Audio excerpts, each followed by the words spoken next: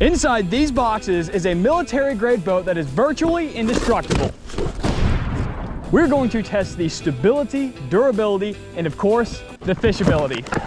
But before we do that, how does a $2,000 military grade boat show up in the mail? We might as well start with the actual boat itself.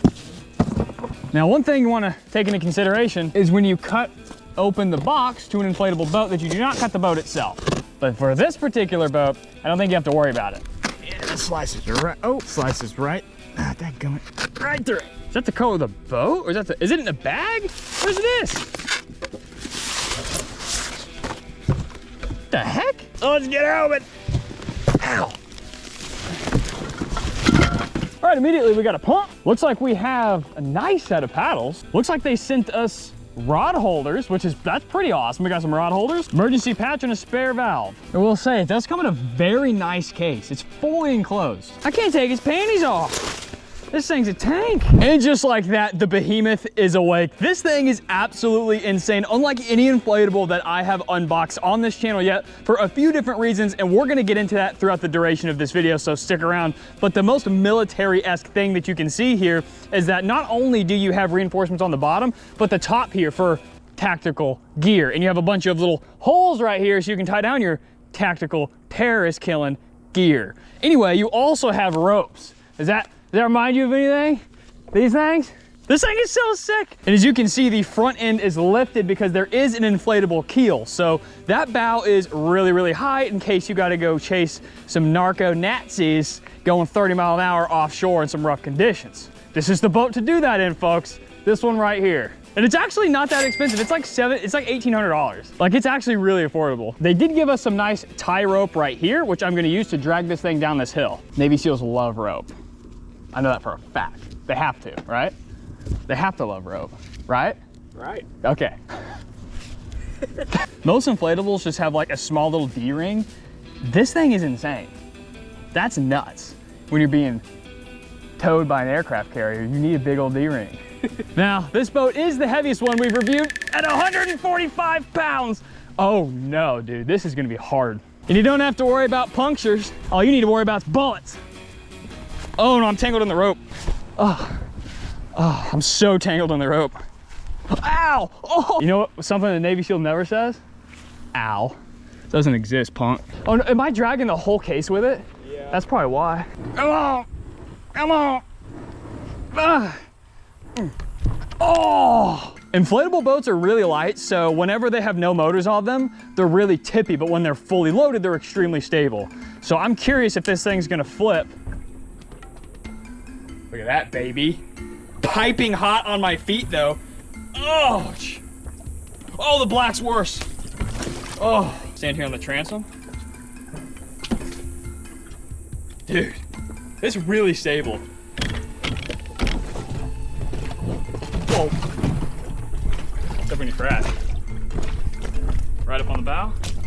Oh, dang, dude.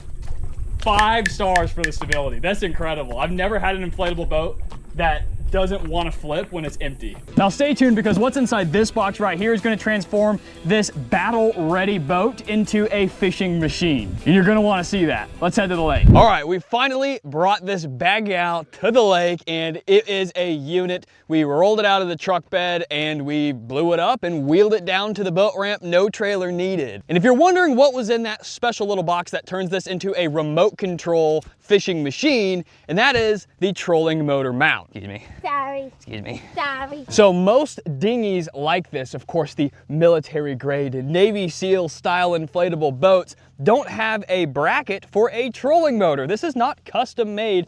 This actually came with the boat. Well, technically it's an accessory you gotta buy separate, but if you want a boat this style, but you still want to be able to take it out and fish, well, you can do that with the trolling motor bracket. I think that is so cool. We have the GPS spot lock trolling motor. The only thing is due to the inflatable keel, this sucker is way high off the water. So I have a 36-inch trolling motor maxed out, and it's barely in the water. So get yourself a long shaft. The boat, of course, was stable on the pool. It's even more stable loaded down with an outboard. Now, I only have a 5 horsepower, but it's rated for a 30, which is really, really high. Anyway, since we're out here, let's let her rip.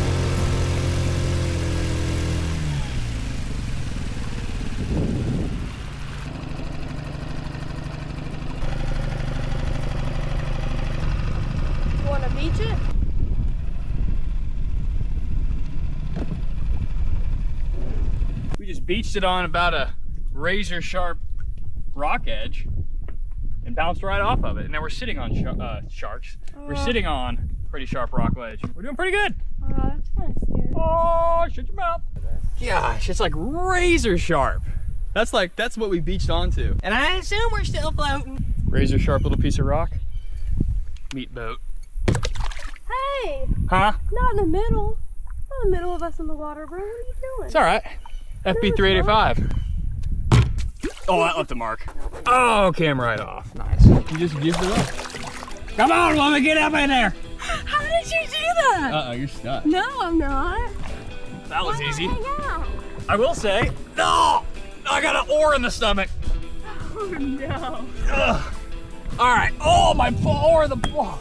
All right, I gotta. Awkward, right? I'm getting rid of these oars next time. I don't need these stupid oars.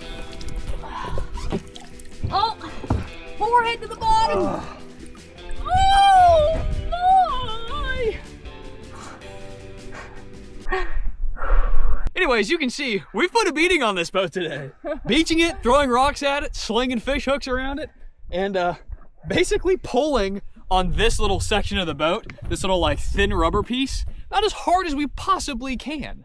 We've been dodging stumps, we've been hitting some stuff, and overall, yeah, if you're gonna get an inflatable boat, why not get the most durable one on the market? This is sick. I wish I could do it. Is that your spoon? All right, we're in an area with a ton of cover, and there's fish jumping everywhere. So I think we're gonna put down the camera, put on the GoPro, and start fishing. We fished and fished and fished with no luck. However, I am happy to report the trolling motor bracket worked great for my Autoboat Smart Head system. Although the 30-inch shaft is a little too short, it's nice that this dinghy has one at all. And the boat is so stable. I spent most of my time fishing standing on the benches to see down into the water just a little bit more. And we had no issues moving around the boat and had more than enough casting distance between the two of us. Given you can add a trolling motor, 30 horsepower outboard, tie down your fishing gear anywhere on the pontoons, and the fact that it has 2 rod holders, this is an easy 5 out of 5 fishability score for this rig. Overall, this battle-ready, military-grade inflatable bass boat provided a wonderful day on the lake for my wife and I. Although we didn't catch any fish, we sure caught a great time. 5 out of 5 stars for the Saturn FB 385. And as always, all the glory goes to our Father in heaven. Tight lines, and God bless.